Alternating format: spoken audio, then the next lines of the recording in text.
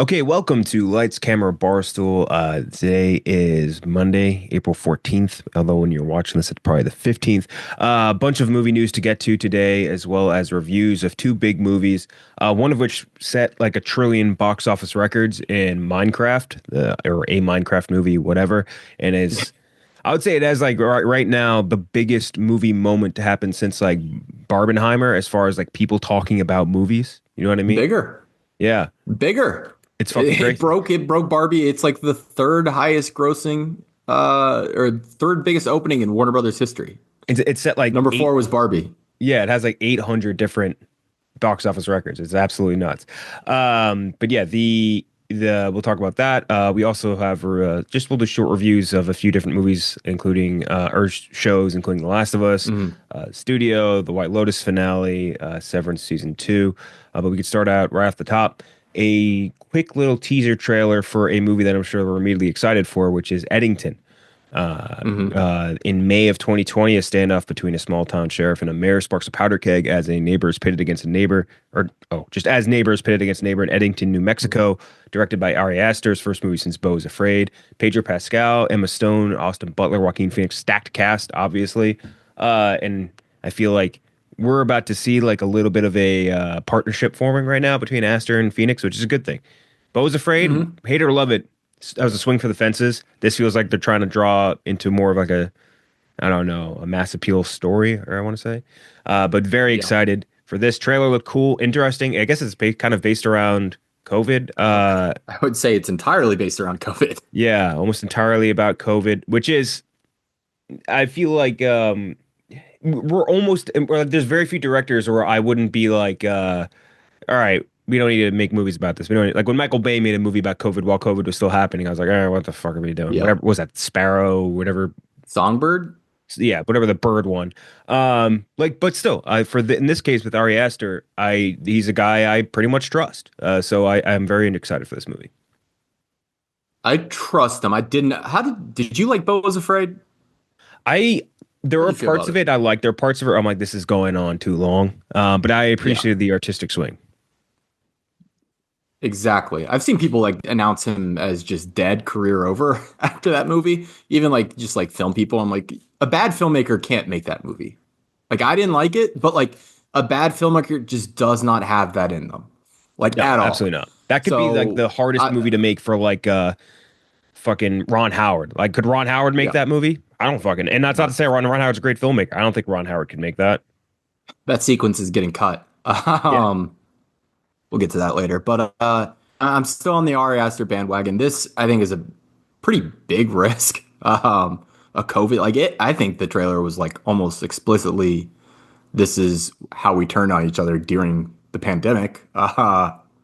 We're very close to it, like very close to it. It's still, I mean, 5 years ago, but it feels like yesterday. Yeah. So I'm wondering, does he have the nuance to pull that off? We'll find out. I think it'll be like Civil War last year, where it's a big hot topic, like movie to discuss. That the general public will talk about this art house movie that, and people will learn Ari Aster's name that you don't think they should ever know his name. Hmm. So I wouldn't say I'm excited for it. I'm intrigued by it. Uh, that trailer really threw me off. It's definitely different, very Ari Aster, where he's going to try and do something different, take a big swing, like you said. But I'll be honest, that trailer did not really get me all that excited. Well, I guess you could be a little bit more fair. It's like a teaser. Maybe, You know what I mean? It's like, yeah, yes, yes. yeah, I guess you could be like a little Uh, more fair to it. yeah, I just worry we're still just so close to it. Yeah, I would agree with you. Joseph Quinn says that Johnny Storm's kind of going to be a bitch. Kevin Feige and I were I mean, speaking. more or less, yeah. He said Kevin Feige and I were speaking about the previous iterations of him. He was branded as a womanizing devil may care guy, but is that sexy these days? I don't think so. This version of Johnny Storm is less callous with other people's feelings. Like that's just the character. That's just the character. Like you don't if you want to make a different type of character, make a different character. You don't take away like the defining characteristics of this person and make it something else because that's not what's the point of that? Like Mhm. I don't get that's like it's like oh we wanted to make Superman but we wanted to make him like really just like a womanizing guy. Like imagine if did that with Superman. You made him like a playboy. Yeah. Like it's like oh well we didn't like the idea of Superman as like this Really nice guy that's like altruistic and like wants to help people. No, our Superman's like a playboy asshole piece of shit. It's like, well, then it's not Superman. You know what I mean? Like that's Yeah. just like I don't understand the thought process behind that. Yeah, you're exactly right. And the way he painted the word womanizing, I wouldn't even say he's a womanizer. Like he gets he's a very popular man in the comics. His identity is like laid bare for all to see. Like everyone knows who he is. So he's this celebrity who can turn into, fire, and he's a good looking boy. So yeah, he gets with a lot of famous women. I wouldn't say he's a womanizer, and I definitely wouldn't say he's ever like bordering on like creepiness. So it's not like a negative attribute that was like pre-existing, something that they wanted to cover up from like old comics. That's not what's happening here. They are just fundamentally changing the character, which we both have been on the same page with this. Like, I just don't think Joe Quinn would ever be that guy. No. But it's surprising that they would just completely veer off course with the character like this. And who knows? Maybe once the movie comes out, he's like completely over exaggerating, and this is just something he threw out like in an interview. And the character actually is just the same old Johnny Storm we've always known. But that would be upsetting. I've always liked that about him. Like he contrasts well with the characters around him, like the Thing being very, emotional and, hidden, and he's out there and very bombastic and flamboyant. Reed Richards, obviously That just an kind of neutral. autistic scientist. Yeah. And he plays well off of that. Even his friendship with Peter Parker in the comics is so great because Peter's like this little nerd who has to hide his identity, and Johnny Storm's just this cool ass like jock, more or less. Yeah, it's kind of like reminds me of like Iron Man was like this. Tony Stark was like that. Hmm. You know what I mean? And that wasn't a bad thing for Tony Stark. Why is it a bad thing for Johnny Storm? That I just I don't get it. And it's not like oh my god, demasculizing Johnny Storm. Like it wouldn't if it was the opposite way. Again, if this was No. Superman and you're turning him into like a womanizing playboy, I'd be like, what the fuck? That's just not his character. Like you want if you want to do that, just make a new character, make a new fucking whatever, or go portray someone else. I don't know, whatever. Anyway, Weird. we get. Sorry, go ahead. I said it's just weird. Yeah. It's strange. Just a strange thing to do.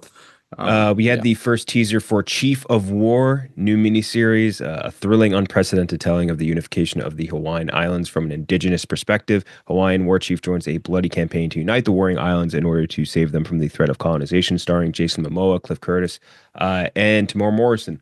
It was just like a quick teaser, like look at him putting on the armor or whatever, like garb, I guess, and heading up that big ass club. I think this is the type of shit that Jason Momoa could thrive in. You know what I mean? Like I feel like he's been in a Hmm. lot of these like he was like a menacing, scary dude in Game of Thrones, and now it's like, oh, that guy's gonna be like a badass. He's kind of turned into like I don't know how to explain it, like more of like a soy guy. You know what I mean? Like Yeah. he's more of like a goofball in his post Game of Thrones career than I thought he would be. As far as like I thought he'd be a badass. Even like his Jokerish thing from Fast and Furious, Yeah. kind of goofy. Very funny. Yeah. It's This, played for laughs. yeah, which is great. But in this, I think he has a chance to like kind of flex a different type of muscle, and I'm kind of excited for that. And I like that trio of actors, all very good. So excited to see what they could do. Yeah. Apple TV. I mean, they're just locked in right now in the at least the television space, which is funny because they kick things off with Jason Momoa, right? Yeah, they Yeah, they did a kicked with C with C. He him. was he was in C. Yeah, that was like their Yeah, first big series. I think the most expensive series of all time when it came out, and it was a complete flop. And now what? 8 years later? I mean, it's probably been like 8 years now. They're kind of on top of the streaming game, or at least when it comes to prestige television. So yeah, I'm with you, Jason Momoa. I've actually, we'll talk about the Minecraft movie. I do think he's gotten really good at playing the goofball, the big goofball. But he needs to do other things too. He yeah, can't I just do agree. that forever. Another Apple TV trailer we got was for Murderbot. A security android struggles with emotions and free will while balancing dangerous missions and a desire for isolation, evading the detection of its self-hacking as it finds its place. Stars Alexander Skarsgård, who's the Murderbot, in a kind of like a weird secondary cast, at least via IMDb. The only other big name I already knew is David Dastmalchian, but like directed Oh, by it's a weird. These directors have a cool filmography, very bizarro. It's Chris and Paul Weitz who did About a Boy. Okay. The, okay. the Golden Compass. All right. We're a little bit different, but that's cool. Twilight New Moon. And then they're writers on Rogue One and The Creator. two very good sci-fi movies. So I'm very interested to see how this melds into this series of Murderbot. If dumbass, silly name, whatever. I kind of like Skarsgård. I think he's really funny in points when he wants to be, and I think he could play a role like this really, really well.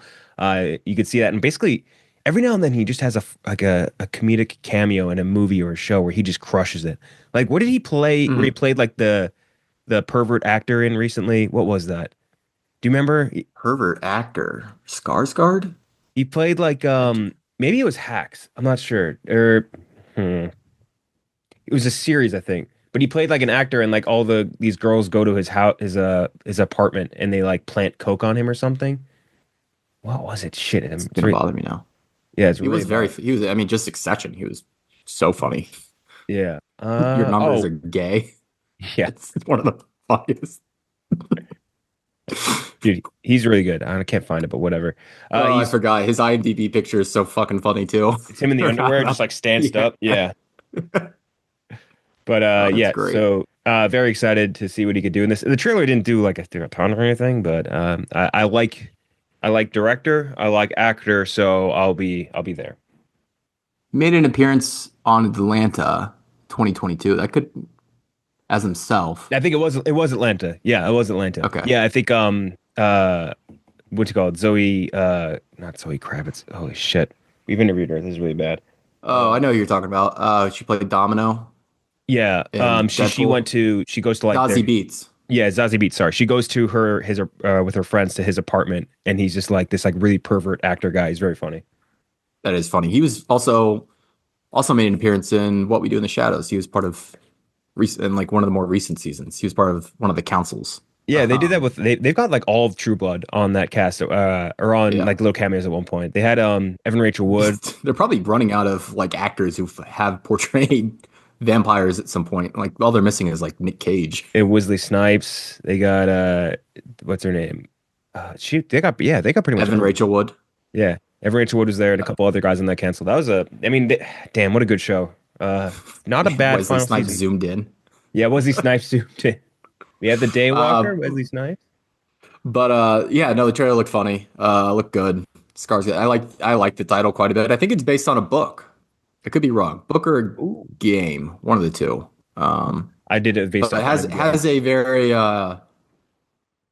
Paul Verhoeven feel to it, where it's like just like I mean, it very clearly is riffing on RoboCop, but like that heavy satire um, always gets me. And So another, it's just like Apple TV. I'm just kind of along for the ride.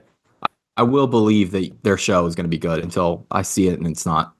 it's a 7 book series called The Murderbot Diaries. Murderbot is eventually free. He's owned by a mega corporation. He's eventually freed from enslavement, but instead of killing his masters, he staves off boredom of security work by binging media. Oh, nice. He's a consumer. He became a consumer bot. This this sounds like an anime. Yeah. But it This is sounds like a like lot. Yeah, good call. it does sound a lot like a plot to an anime. It absolutely does. Holy shit. But yeah, that's Murderbot. Robert Pattinson might join Dune 3 as Scytale, which sounds like a Pokemon. Is that It pronounced does. right? Yeah, I would. I haven't read Messiah, so I have no Scytale. idea. He would be a face dancer, which is a group of humans with the ability to change their appearance as will. At will. Yeah, I mean, Robert Pattinson wants to do anything. I will be there day one watching it no matter what, whether good or bad. Do not care. We'll be there. And that seems like something he would have a lot of fun with, changing his appearance and doing different goofy accents. That's pretty much right up his alley. Yeah, that was my immediate thought. I was just like, well, I don't necessarily need him to play a pure villain, but once I got deeper into like who this Scytale character is, it does sound just right up his alley. Just a little freak that he could just dig his teeth into. That's where I need him. Yeah, let me do about 800 different accents and see how it works out. Um, okay, Are so we that's. worried about, by the way, are we worried about Batman? Is it time to press the panic button on Batman 2? I mean, I just don't know what the fuck It's else. What still else is Matt Reeves up scheduled to? to. I mean, there's a lot of rumors flying around about what he's up to, but Well, I mean, like, what they're is he still scheduled to shoot contractually up this to? year. Yeah, no, he's contractually just up to this. Like, I'm pretty sure he's just locked in on this Warner Brothers deal where he's just overseeing like the Penguin and all their other little Batman spin-off series they're doing and Mm. all that jazz, but he still doesn't have a script in, so what the fuck is happening? And Robert Pattinson signing up for the Odyssey and signing up for Dune Part 3. It's got like four other movies coming up. I don't know. Hmm. Well, Starting to get worried. yeah, me too. It's we'll see. After Pattinson, we have A24 might be buying the rights to remake Bloodsport. They seem to be getting into like the fight game, I guess, a little bit because they're doing this and they're doing the what is it, the fighting machine? What's it called? The punching The machine? Machine, yeah. I think it just is it just the Machine? No, it's the something machine. The I forget. Smashing Machine. That's Smashing what it Machine, is. yeah, with The Rock. So yeah, I don't know. Bloodsport's a great movie, but well, great, you know what I mean. But like, it's not a Great movie. bad. Yeah, it's not a movie where I would be like, you could never remake Bloodsport. You could never touch this. You could no, that it's definitely a movie you could redo in some way. I just don't know who the lead would be because like Jean-Claude Van Damme was such like an interesting fucking weird cat, and that was such a weird time in Hmm. action movies that like that just hit everything hit in a perfect moment. So I don't know how you do that in the same way without it coming off as like I don't know, like really D level movie making. So, but A24 is just I don't know. Maybe they got it. Maybe they don't. Yeah, no, it's definitely not something you can't touch, but if you do it, you have to kind of commit to doing it a very certain way to keep people happy.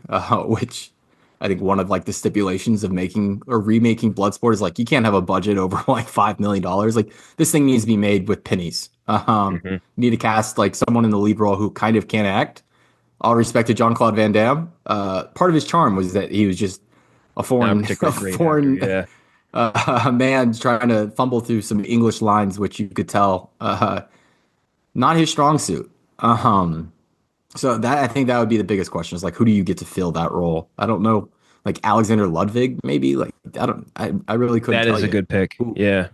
who off the top of my head could even Like do a this like Liam blood. Hemsworth. Like Oh, that could he's work. got the juice, but like also I don't know. That's such a tough one.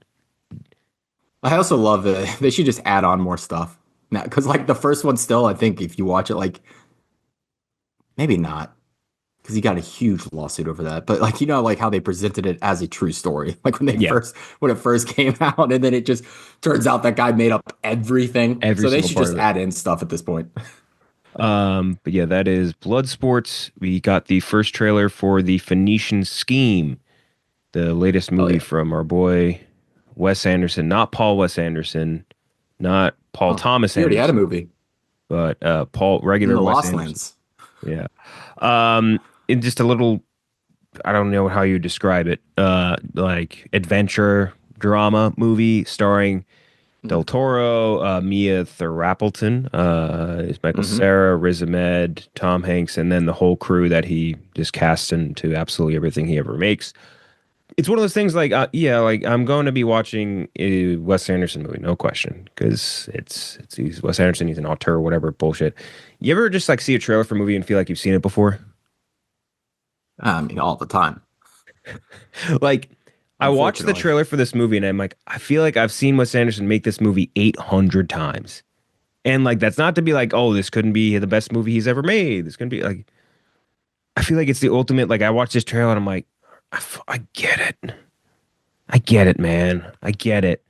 And it's maybe because he's It's almost just it's who he is, though. it's so it's distinct to a fault. You know what I mean? Like every director has their own distinct style. I think Mm-hmm. his is too distinct. You know what I mean? Like to the Yep. point where it makes everything look the same. And I don't Mm-hmm. like outside of like the whatever Isle of Dogs and Fantastic Mr. Fox and animated shit. But like I'm now becoming to the point with Wes Anderson where I'm like, you need to try making something a different way. Do it a little bit different. Like do a Dutch angle. Mm-hmm.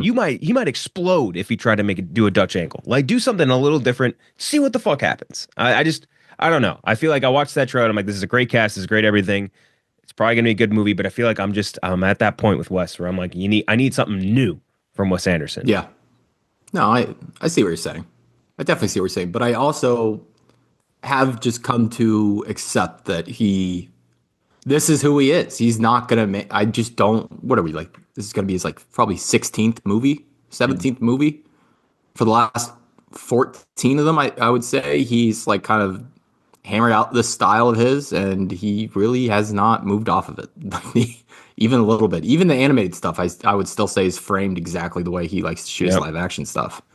Um, I'm excited about the cast. Getting Michael Cera in there feels like that's crazy. Michael Cera having never been in one of these is fucking insane. That should have been one of his guys from the jump. Yeah. So excited to see more of it, figure out kind of like what the plot is. But yeah, it like you said, it looks like a Wes Anderson movie, so it's really hard to take much away from the trailer. Mhm. I liked Asteroid City, did not like French Dispatch, and didn't really care for Isle of Dogs. So the past decade hasn't been great for him, at least in my book. But still a very good filmmaker. I mean, Yeah, of course. yeah, Just want, just need something to be stylistically a little. I need a change. Just need a change from old West. it's And in again, I black don't and need him. white. I don't want to make it some shaky cam or whatever. Like I don't want something insane. Like I don't know. I just want It'd be to. funny. Any maybe just a new group of cast. Cast a movie with actors you've never worked with before. Just see. I would just see what happens. See what That would happens. be interesting. That would be insane. Anyway, then we can do a quick little reviews of the last few episodes of TV that Mhm. we haven't caught up on yet. First being The Last of Us season 2 premiered last night. The season 2 is based off what I've read. Season 2 is going to be one half of the second game, which it is a Mhm. long ass game. It makes sense. The first episode, there's a couple few like a few tiny changes from the game. The Catherine O'Hara character, not in the game. A few Mhm. other just like minor little tidbit things. The episode was like kind of like up and down. Like some of it was good, some of it was bad. I feel like in the game they make you not hate Ellie as much. I feel like I watched this episode of television. I'm like, I despise Ellie. Like she is a tremendous piece of shit. And they do a better job of it being more like a I don't know, being less of a contemptuous character, and that I liked more in the game. And in this so far, I've not enjoyed whatsoever. But yeah, I mean, visually everything looks great. Scale is huge. Scenery is awesome. The clickers look scary as fuck. That scene in the market or whatever, scary as hell.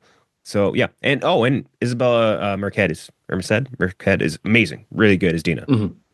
Yeah, she was definitely the highlight for me. She kind of popped off the screen immediately and kind of understood the assignment of who she was playing. Production value still great, like you said, looks great.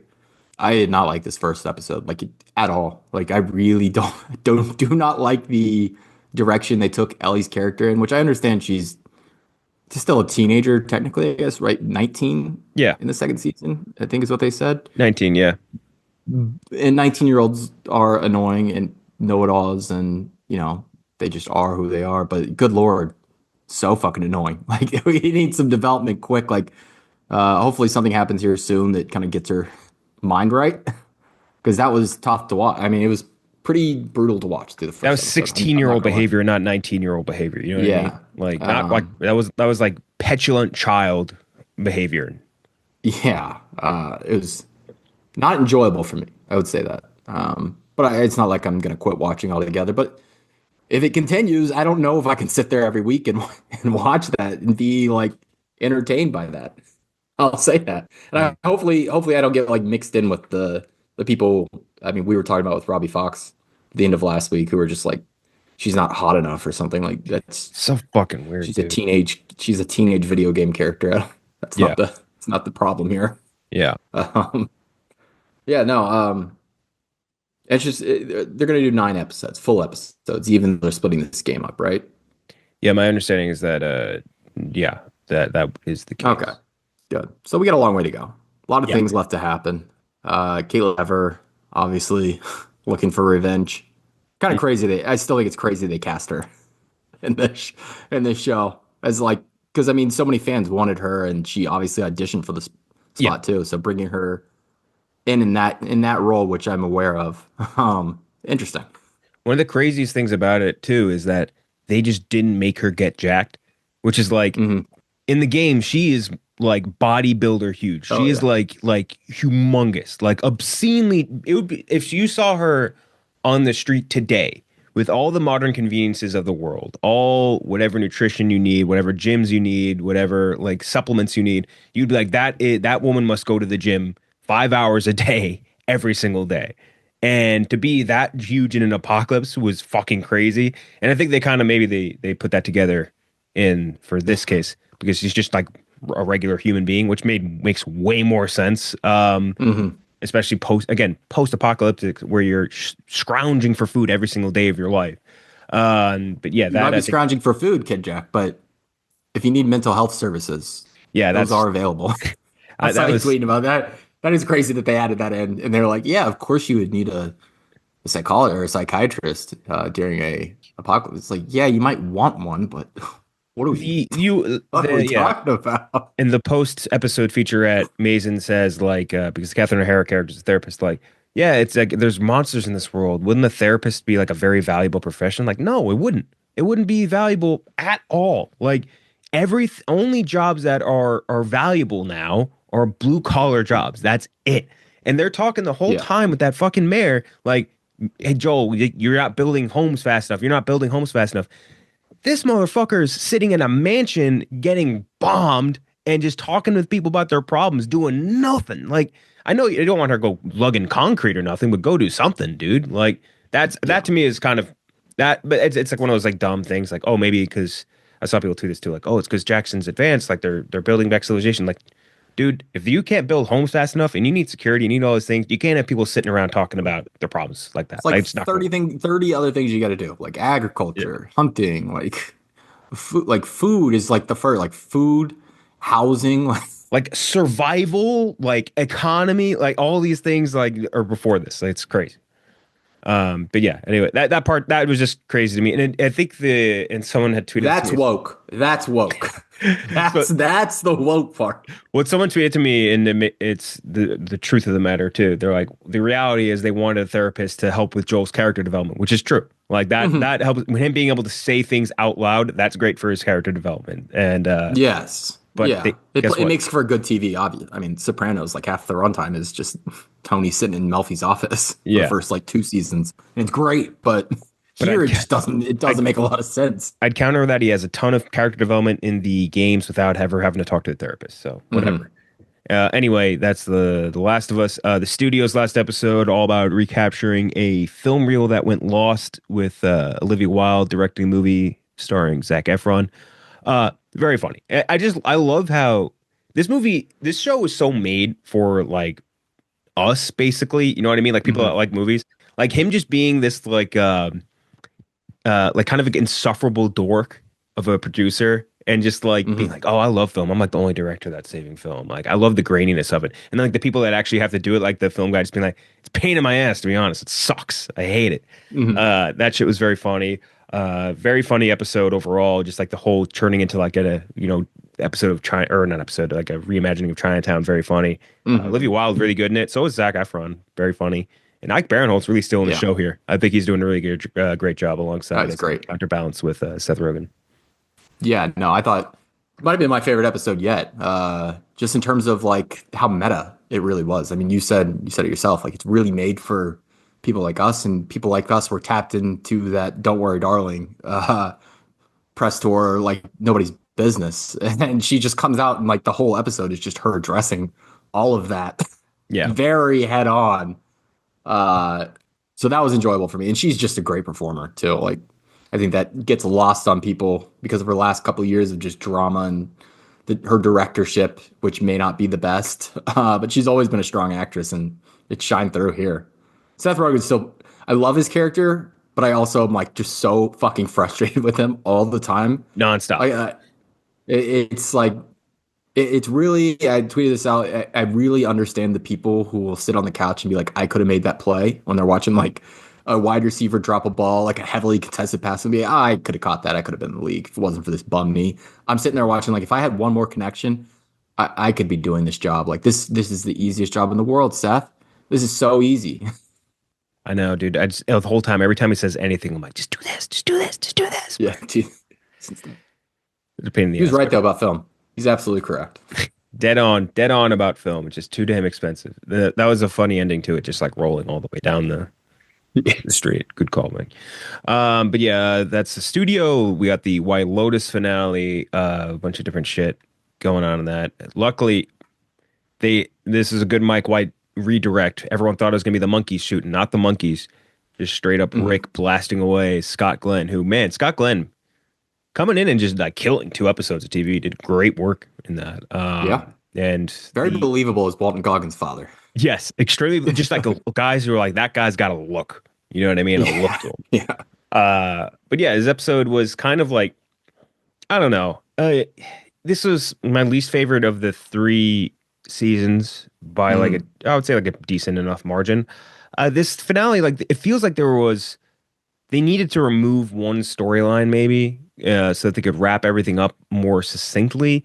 Like I think they started out with 6 episodes in the first season, then 7 last season, then this is 8, and it still feels like they didn't have enough time to wrap things up while they were spending a Hmm. lot of time doing a lot of nothing. Yeah. And I don't know. It wasn't my favorite season. I don't love the way everything wrapped up as far as storylines go. Just felt very unsatisfying finale for me. And I understand if people love it, if they're like, "Oh, look better, there's better acting, there's more well, sure." Just didn't wasn't very satisfied by this ending. Yeah, no, I'm with you. Least favorite of the three by far. Still think it's a good season of television, but nowhere near their standards, especially just like like you said, just seeing all these character arcs all the way through and wrapping things up nicely, which I think the first season did the best. Second season, pretty well, but obviously left some loose ends. This season, kind of all over the map, especially with the three women. I thought that storyline was fun at parts. It gave us a lot of good moments. Carrie Coon was awesome. Same with Leslie Bibb and Michelle Monaghan, but their storyline just did not go anywhere. I think another thing that really hurt this season is that they did not have like none of the employees were very much like fan favorites. Like I think the first season had uh, Andy Bartlett. What's his Yeah, the name? manager, yeah. The manager was like very much a fan favorite last season. Obviously, the working girls were Yeah. very popular this season. Like, who Guy Talk? Like, is that like the top? Like, and he was just stupid. Yeah, it's just kind of a dumbass. And this whole season, Yeah. by the way, So, everyone kept up complaining about this, and I agree with this. Mook was really a useless character. That oh, was, that was the biggest celeb casting of all time to get like a different fan base in the door. yeah, Um, yeah, the whole employee staff just did nothing for me this season. And then to hit us with a 90-minute episode as a finale, that's a long fucking episode, and then not have like and really not land the plane on it, that was pretty unsatisfying. Yeah. No yeah, surprises on who died. I don't think. It kind of just makes sense. It's always the poorest person, yeah, usually. yep. The I'm trying to think of other things to note about it. I feel like this episode is a lot, or the finale is a lot of like uh regress to the means type characters, where like the Piper. I feel like Piper's sort of like revelation or whatever was not really earned at all. Like, you know what I Mhm. mean? Like she was like 100% gung ho. You see no signs whatsoever that she did not enjoy her time Mhm. there. You know what I mean? In the place. She's like, I hate this. Oh my God, I can't do it. I'm a princess. I'm Zelda. Like, no, what? Like, she They showed was, like what I almost think they cut something from that previous episode because they do show her for like 1 second sitting on the bed, like kind of looking a little lost, but then they cut immediately away from it. They never really show her in any discomfort. yeah. And then Guy Talk, his whole thing being like I want personal growth. I want to follow the teachings of the Buddha. I don't want to hurt people. I don't want Mm. to do any of this. And then just doing all that because Mook told him to. That's the Like, power of Lisa. like that. I don't know. There was no personal growth, and I guess that was just the point. Is like everyone, like people don't actually do that in real life, but also it's a TV show, so I feel like they do kind of. They either do more of that shit or Yeah. not. I don't know. No one really. Everyone, and even like Walton Goggins, like, oh, he's getting his growth, and then he doesn't, and he regresses back, and so it's just a lot of that, and that to me feels unsatisfying as a viewer. And if that's the point, sure, I just don't enjoy it as a viewing experience. Yeah. La With that being lastly, said, they are going to absolutely clean up at the Emmys. oh yeah, I don't know which ones are going to win which, but they're going to be nominated across the board, and oh yeah, one of them will probably, yeah, I'd have to guess it'll be like Parker Posey or Carrie Coon in the supporting category will win. yeah, Probably like Patrick Schwarzenegger, I think, as long as like people don't hold against them that Arnold Schwarzenegger is his father, I think he should win. He was so good. He was really Uh, good. he was the Really, one really good. person who had a really good, really great arc. He probably had the best arc of the season. Yeah, I would agree. Severance season two, you had been caught up. I finally caught my way up. Um, Hmm. this season was like a very like I'm trying to explain. It was like a very big dip in the middle, like as Hmm. far as like the middle, like the meat of this sandwich was bad. Like not well, not bad for Severance Hmm. standards, not great. I would say like it was Hmm. very slow, very boring. It felt like a lot of filler in that middle chunk, and then the Hmm. finale is just unbelievable. So I would Yeah. say this season I didn't like as much as the first season. The first season did a phenomenal job putting everything together. This season, beginning and end, both incredible. Like as good as anything in season one, if not better. But the middle chunk was just a little, I don't know, not enough happening. Yeah, I think part of that, and I wouldn't disagree with you. I think I'm probably higher on the season overall. But season one did such a good job of like keeping you in the dark and keeping you asking questions the whole way through and really never giving answers, even up to the end. You got a little bit of something, but like not much. This season did a lot of exposition, backstory on a lot of these characters, which takes away, I think, quite a bit of the intrigue.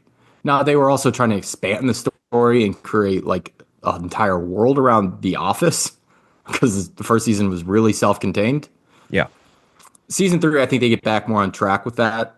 I think they were trying to set the table for the next season quite a bit, but still very, very, very, very good. I mean, like, especially in terms of just like style, production, like it looks so good the whole way through. Like the camera work, the sets, the acting, just top notch. hmm Really good stuff. Well, I would say, yeah, visually, production value wise, through the roof. I mean, most Apple TV stuff is. They're very good at Hmm. that. They're just bad at advertising their series, with the exception, I guess, of this, Yeah. which just has such good word of mouth. They don't need to really.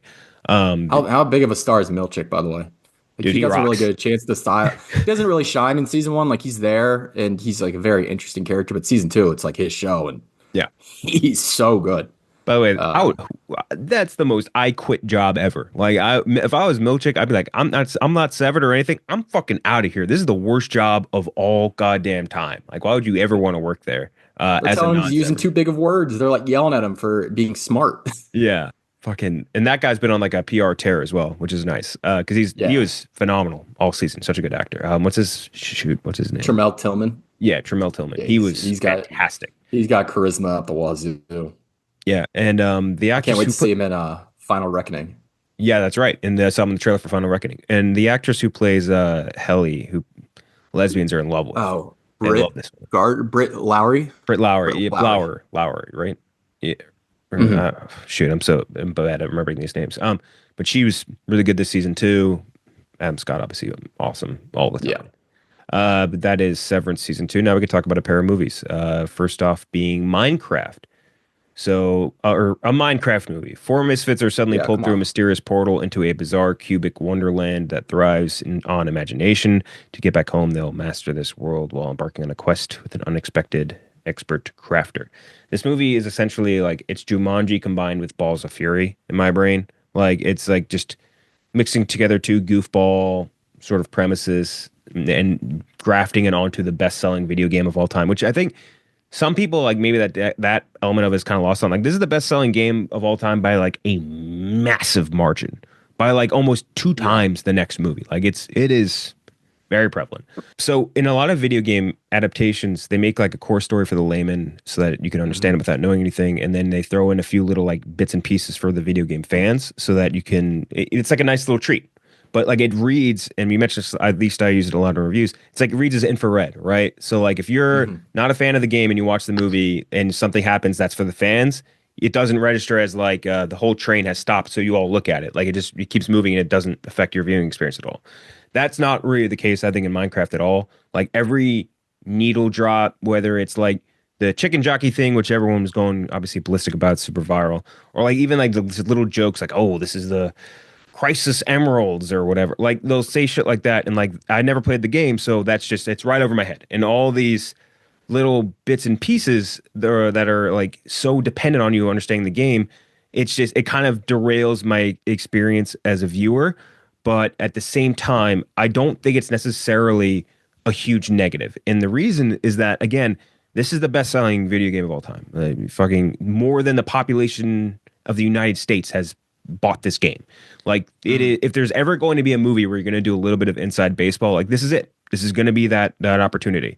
So that's fine. Obviously, fans resonate with it. Like the people are going fucking ballistic in these theaters and everything. So the that I think is it's fine. It's good. I don't feel like I could fairly evaluate it because my viewing experience sucked because I didn't get half the jokes and the half I did get is just how loud can Momoa or yell or how much can Jack Black sing, and like that to me just does not do a lot for me. So that is it was very whatever. I think that did you get that sense too, by the way, that Jason Momoa is just the character from Balls of Fury? I can't remember that character from Balls of Fury. I barely remember Balls of Fury at all, to be honest. He was a child ping pong star that fell off the face of the earth after he became a champion and then became like a what do you Was call it? it Like a sideshow guy. Like that was broke and couldn't get jobs basically. But like he's was like, that the yeah, main character? Wait, oh, played by Kowalski from yeah, I can't yeah, remember that yeah. guy's name. He's Randy Daytona in Balls of Fury, but I forget his name Yeah, offhand. okay, okay, I know what you're talking about then. Yeah. Yeah, I guess I see that. Yeah, for sure. Yeah. I thought he was really good. Uh Randy Daytona? Momoa. Momo. Yeah, no, he's fine. But it's just it's not none of the jokes that I could understand did a lot for me. It's a big CGI, whatever. I don't love that style of game. I don't love that style of computer generated effects. So it didn't do a lot for me. But at the same time, I didn't play the game, so I don't feel like I can be like, this movie sucks. It's ass. It's bullshit. Like I never played the game. It's tough for me to be like, that's ass. But as a person who's not a fan of Minecraft, did not enjoy my time with it. Yeah, I don't think this is a good movie. I'll be the brave one to say it. Don't think it's that good of a movie, but I can't fairly sit here and really criticize it too hardly when the fans of the game clearly love it. Like this is like a movie made for fans of the game, and I think I can't really speak to it, but I would say the box office numbers and the way people are reacting kind of back up the idea that yeah, it knocked it out of the fucking park. I've never played Minecraft, not once, Same. not a single time. So I did not understand really any of the references. The dumb humor that exists outside of the references, though, I get why like kids are going fucking insane for it. Like it's the stupid shit I would have laughed at. It really is. I mean, I loved like Master of Disguise when I was 8 years old. Like that, the dumber the better, and like an 8-year-old boy's brain. Like, and so hell yeah. Like when they 69 going through that hole, like I was in tears actually, Mhm. laughing at that when Momoa and Jack Black have to like what do they say 69. toe to tail. That's what they say. Like it's such bad effects. Made me laugh. A lot of the stuff off to the side, I think people would agree is like the two female characters. What are we doing? Big what game, what especially fucking what's her name? don't even put them in at that point. Yeah. It was so obvious. Like, oh yeah, girls like our game too. Like late in production, probably like the script had been finalized 3 times over, and they're like, "Fuck, girls play our game too. Let's figure this out." They just like give him a sister and a real estate agent, I guess. Dude, Danielle Brooks, I respect the fuck out of her for just getting the check. She was not even in this movie for all I'm concerned. No, Like the sister really not even either. But Danielle Brooks, like that character, what is the point of that? What is the point yeah, of her coming in and saying like 2 lines for the whole movie and just being there? yeah, no, it really did feel like they were just I don't want to say DIing, but they were meeting a quota. They're like, we need an older woman and a younger woman in the movie too, along with the young boy and the 2 older men. We have to even this out. And then they gave him nothing, which was disappointing. The kid I thought was fine. It's That's kind a of good hard to dork. I grade. gotta say, as far as like 80s level like geek actor, that kid was they knocked that out of the park casting wise. Yeah, I kind of like the messaging that they put behind. I mean, it's not a very heavy movie in any way, not even like by like kids movie standards. Like it looks childish even compared to like the average Walt Disney animated film. Like the Wild Robot like looks incredibly hollow. But there was like some nice messaging in there, like be yourself, be creative. Yeah. Being a nerd is cool. Like I do appreciate that kind of stuff in children's movies. It was funny, and I'm happy that people are enjoying it. I hope that none of our listeners are the ones bringing in live animals and throwing popcorn at movie theater workers. Don't do that. Please don't do that. Hmm. Yeah, that's The question I is, can't think of a bigger which nightmare. game next thinks they, which game next really commits to this idea of like making their movie very targeted at like the fans. Because I think most of these game adaptations, outside of like the Mario Brothers movie, which also did buku numbers, but in my head, Mario is like ubiquitous with pop culture. But which video game next is just gonna like be like, we're just making the fucking this is gonna be straight for the Like gamers. they'll make like Grand Theft Auto. They'll make like a Grand Theft Auto game. That's the next best-selling video game of all time, and I'm sure people would go and watch the shit out of that. It'd be like, oh, watch fucking Nico team up with Franklin and Trevor or whatever, and everyone would be like, oh my God, like blow it. I Like I mean, don't know. I would be like, oh my God. If we get a Trevor on the big screen, I'll That go actor looks nuts. just like the fucking voice actor. It's the dude from Oh, he does he? you ever see he's in like he's like an actual actor. He was in like Better Call Saul and shit. Like he looks exactly like Trevor. Like to a I T gotta look this almost. up now. I think the guy that plays Michael's like an older dude now. I'm not sure who plays. I'm not sure who Stephen is the voice actor for Ogg. Franklin. Oh yeah, Yeah. yeah. This guy's a great character actor. He Hmm. does look a lot like him. Yeah. But yeah, like you were mentioning, I mean, this thing set a trillion records. It was the biggest opening of 2025, the biggest opening for a video game movie ever, the biggest opening for a Warner Brothers legendary co-production, which beats The Dark Knight Rises, that's fucking huge. It was You know Warner what's still Brothers. ahead of it Yeah. in Who? terms of like the top three like opening weekends? What? You know what's it's at number three. Number two is gonna shock you. What? It's fucking Batman versus Superman. All right. Uh, It's I kind mean, of yeah, crazy, that was right? culturally like a big deal, but not that big. Whatever. Yeah, that's kind of Must have just nuts. been a boring Saturday. This is Warner Brothers' biggest Saturday ever. It's the only movie in history to make $50 million on Friday and then make more money on Saturday. It's set like a trillion records, and kids are going to see it. They're throwing popcorn everywhere. Again, don't do that, please. So, but it's a movie for fans. We're not fans of the game. It is what it is. If you like it, maybe you'll. If you like the game, maybe you'll like the movie. Hard for us to determine. I will say this did unfortunately buy David Zaslav like 3 more years of employment, like for Yeah, sure. to do whatever he wants to, like the worst shit you've ever seen. Yeah, I and mean, this really gives him. He's like, look how stupid these viewers are. Look, look how they're going absolutely nuts for the moron. Minecraft movie. This is dog shit. They'll eat anything we feed them. Yep, they will eat literally whatever crap you want. Anyway, that is Minecraft. Now we can talk about a very different quality of movie in Warfare. Mhm. Warfare, a platoon of Navy SEALs embark on a dangerous mission in Ramadi, Iraq, with the chaos of and brotherhood of war retold through the memories of the event. Directed by Ray Mendoza, who was like an active participant in the event this is based off of. He was a Navy SEAL and then turned director alongside Alex Garland. Stars, this is gonna be very mispronounced, apologies, DeFaro Woon Ater. Will Poulter, Cosmo Jarvis, Joseph Quinn, Michael Gandolfini, Noah Centineo, Charles Melton. You look at it, it's a lot of like TikToky guys. You know what I mean? Like when you look at like the cast all hanging out and doing all those things, you're like, I don't know if I buy these guys as Navy SEALs, which I still think kind of played at points throughout the movie for sure. But I gotta say, based off my initial impressions of this movie, which is based all just on like these photos of like fucking Joseph Quinn doing like the Oh piece. no, it's like the Avengers for I mean it's this cast is crazy because like there are 10 people on this cast list where if you said 10 years from now this guy won an Academy Award, I'd be like, okay, yeah, Mhm. maybe, probably. Like this would make sense. It's a crazy cast list of like everyone, every big actor under the age of like 24, I was gonna say 25. if you looked up like a variety list of like top actors under 30, like it all these guys are on that or like It's under like The whatever Outsiders 25. for like 2025. Like it's crazy the number of Yeah. like good young talent they got in this. Yeah, huge cast. So my it's kind of like hesitant because it's like A24 in a war movie that doesn't really feel like that necessarily meshes up.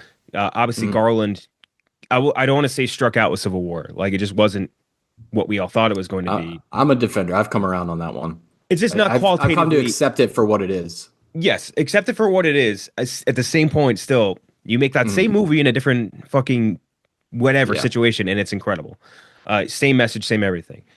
But yeah, that is so I was a little hesitant going into it. I think this is a damn good movie. I think Mhm. it was a damn good war movie, very different from a lot of war movies that you would see. It's very similar, like in its core to Black Hawk Down, in that like, hey, you have all these soldiers thrown into a spot and then they get trapped and now they have to find a way to escape. But where Black Hawk Down is very cinematic and very like we're throwing in side stories. You're learning these guys' names. You're learning their backgrounds. You're learning like how they like relate to each other. You have music. You have like all these things, like these big like crescendos and all this shit. It's really not that. It's more almost like a documentary turned into like Yeah. with like a cinematic feel to it. There's no music. There's no nothing. It's just a group of guys stuck in a house getting bombarded and just doing anything they can to survive and help each other survive as well. And it's scary. It's like the second half of it, especially after like a big moment, no spoilers, is like very it's like a horror movie. It's very much like a horror movie. I think the actors all crushed it. Specifically, I think Cosmo Jarvis was unbelievable in this. Him and Joseph Hmm. Quinn both did a really good job. I mean the whole cast did, but like I think those two specifically stood out to me. And it looked great visually. A lot of the stuff that they like because it's a big jargon movie, like they say a lot of things that like I mean neither of us are like veterans, we don't know any of that shit. And I ended up talking to my youngest brother about it on Friday and just asking him like, yeah, they did this and this, like 'cause he's in the Marines. And I asked him a bunch of things, like they said like this thing and that thing and they were doing this thing.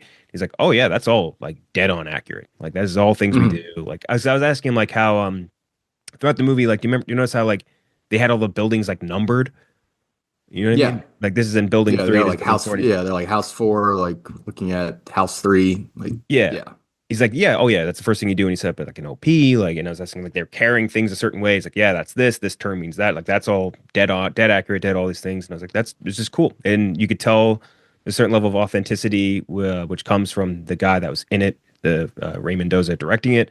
Hmm. And yeah, I thought it was a damn good movie. It's just 90 minutes of pure hell. No fucking no like character stories, no nothing. It's just here's a bunch of guys Hmm. stuck in a house getting attacked, trying to escape. You're fucking scared for them as shit's happening, and it's good. It's a damn good war movie.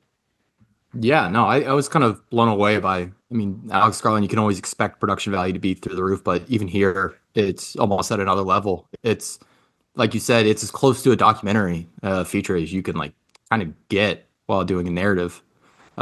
Everything felt just so real. The sound design is early in the year, but it's like that's the kind of sound design that wins the Oscar. Like that is incredible. Not only just like the way it sounds, but the way it moves the narrative forward, the comms coming in and out, kind of moving the plot along. Just great stuff. And it's kind of fascinating to me that they kind of put together this Avengers team of actors. And really, like you said, there's no backstory given on, there's really nothing for them to chew on as like personalities. They're not given a ton to work with. So it's kind of interesting to bring all these guys together and give them each 10 lines apiece and see what happens.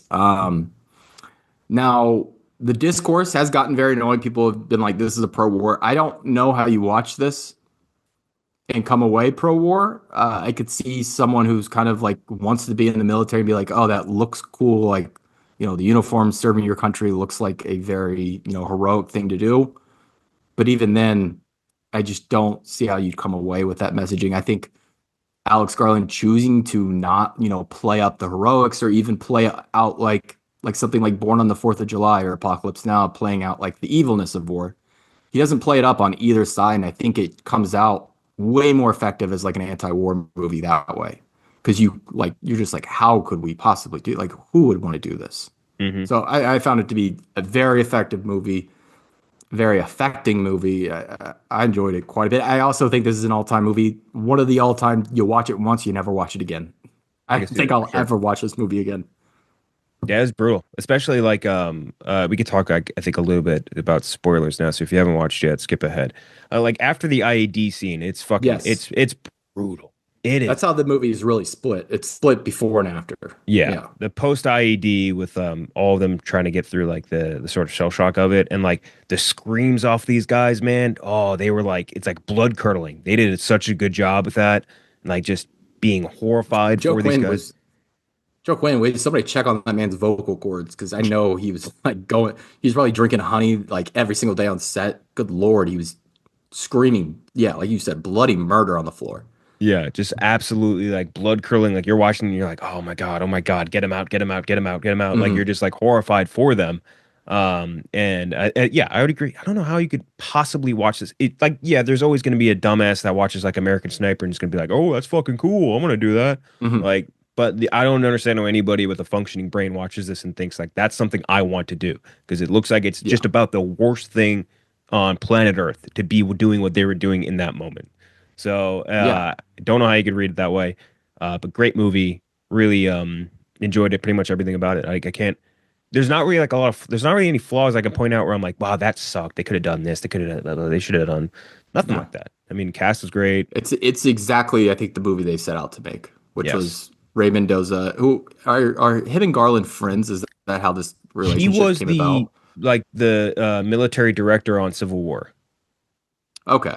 I Okay. think it's So how they yeah, met. I'm kind not of, sure. working friends, maybe friends in personal life too. So, Mendoza comes with this idea of, retelling his, this one mission that kind of probably fucked him up in the head quite a bit. Hopefully he's doing well now. And they retell it pretty perfectly. And the way they do it, it's very cool. Like, I really like how they kept it in that one house. I think Yeah. that's just such an interesting way to do a war because it's almost a chamber piece of play in a way. Like, you really don't leave that house. You go outside the house at several points, but outside that, you're just Hmm. in that one little vicinity, which makes it all the more terrifying because they're just after that IED, you're like, holy shit! At any point, one of these guys is going to get clipped in the head. Something's going to happen again. It's yeah, like you said, it's terrifying. It's loud too. Like all you hear is just like really loud gunfire, explosions, like all that shit. How And about Noah Centineo's one moment on screen? He obviously has that moment on the roof, but yeah. when he just walks in and immediately kicks Joe Quinn's Yeah, it just walks like right on his leg and it's like, stop it on his fucking leg. Um, Yeah, I thought. By the way, performance. I do think DeFaro Wunatai, the man who played, and he's in Res Dogs, right? yeah, I believe so, yeah. Yeah, who played Ray Mendoza, and I thought he was really good Hmm. as well. Will Poulter, I thought I think he had the most growth, the most character in the movie, maybe because I like the way they set him up as like, almost like a Sergeant Winters from Band of Brothers, where it's like he's the guy everyone's looking to, and Yeah. he's the calm, cool, collected one who knows all the answers. And then the second that fucking bomb hits, he cannot handle it like Yeah. at all, and completely changes his personality. He's like, Charles Melton, please take over, please take over, get us out of this mess. Hmm. But yeah, good movie. I would recommend. It's a movie I could easily recommend to. I would say most moviegoers. Like it's good. It's a good movie. It's Yeah, scary. It's not like. Well, don't go with your kids or anything like that. Go bring them to Minecraft and throw popcorn. But like, good Warfare is. It's a fucking like you said, affecting movie. Good. I think. my I girlfriend's little sister and her friends, they're all like 20 to like 22 years old, and they showed up Thursday. They went to the Thursday night showing because they're like, oh yeah, it's all our Joe guys. Quinn, Will Poulter, these are the boys, and I do not think they were expecting that. No, So, nah. I think they're probably expecting like I don't know, the boys chilling type of yeah, deal. There was no chilling really. There was very minimal chill in this movie, except for the opening that's a, scene with the only music in the entire movie. that was Uh, great. them all vibing out to the was it Call on Me? I forget the Eric song. Prydz, yeah, the Eric Prydz music video. Yeah, which is that's if you ever watch anything like military documentary wise, like that's what the fellas do. That's what Hmm. the fellas be doing overseas. Be Uh, getting horny together. I love mhm. that. But yeah, I wonder what the split was on directing duties between Mendoza and Garland because they're credited as co This was, yeah. But here's the thing, like it's how much of it like I'm assuming it was basically Garland being like, this is how we can set this up, this is how we can shoot it, and him being like, mhm. this is what this looked like, This this is, is what how you would mhm. do this is that, and like so that I'm assuming is the split. But I think as far as like from like an authenticity standpoint, I obviously can't say, but I was told secondhand that that's good, and that's something they should obviously reflect more on movies, which I always enjoy that. But yeah, Yeah. that's Warfare. Next What else do we week, have coming up? let's see. By the way, I saw Drop this week as well and The Is it the Amateur movie Book. event of the summer, like the non-paid websites are saying? What? Drop? Yeah. Oh, God, no. God. Disgusting film. God, have a little shame. Have a little shame. Then acting like Drop is about to be, yeah, whatever. Fun movie, but like it's just so Blumhouse. Like it's like just the Mhm. dumbest fucking premise you can imagine. like just shit that just does not exist in the real world. Like they're using this app, like it's supposed to be like airdrop, but it just is not air. It's just not airdrop. It's not an app anyone would ever fucking download. Like it gives your location away to everyone around you and like tells Okay. everyone around you who you are. It's it's a crazy app that they're using in this movie. But it's a fun enough time. Falls apart in the third act a bit, but Mm. good Blumhouse feature. And then The Amateur is like reminds me a lot of like just kind of the '90s like political thrillers. Definitely heavily influenced by Jason Bourne franchise. The revenge like subplot, or I guess the revenge plot is the main plot. Mm. That's the weaker part, but the political intrigue side with Holt McCallany and Rami Malek kind of feuding is really good, I thought. So that's a good movie. That's a good dad movie for sure. Let's say for next week. Next week would be Sinners. So let's say Sinners. Oh yeah, That's the which one. people are saying is Everyone's great. yeah, everyone's talking it up. Can't wait to watch that. So watch You Sinners better and you better see that shit at 70 at the Lincoln Center. yeah, I actually got I can't though because I have an invite for a tax day screening of The Accountant. So I got to go watch that instead. The Are they Accountant too. really doing a tax day screening of Oh that? yeah. Oh yeah. That's I'm hilarious. actually going That's to great. I'm going to a Oh, premiere. by the way, speaking of Bernthal does show up at The Amateur, does the thing where he shows up for about 10 minutes, just eats the screen time alive, and then just pieces the fuck out. Love They it. let him speak Russian too, which is great because he can speak it, and it's so cool. But yeah, we'll check out Sinners for next week, and we will see you guys then.